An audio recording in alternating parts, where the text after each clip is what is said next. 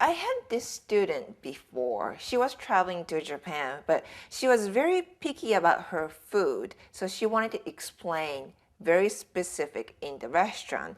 So I told her some good phrases, and I want you to know that it's not difficult to ask in Japanese restaurant. Okay, start with the first one. She was vegetarian. And it's rare to see a vegetarian in Japan, honestly. We love eating fish and meat, but I'm sure some restaurants, they have lots of vegetarian dish. Okay, here we go.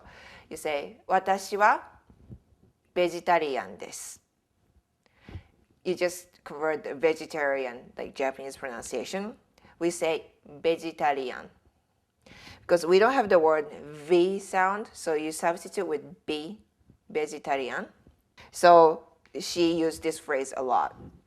And also, she couldn't take too much spice, or she didn't like too hot temperature-wise. So this is the phrase. これは少し熱い. That means hot temperature. And 辛い means hot, like spicy hot. This. The reason I add 少し is 少し means a little.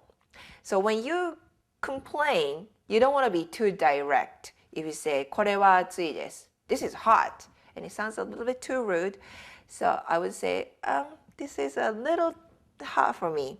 So that's the word. That's why I use the word 少し here. So let's repeat after me. 私はベジタリアンです. Very good. So you want to make a little bit complaint here. これは少し熱いです. Yes, that's temperature hot. And これは少し辛いです. That was spicy hot.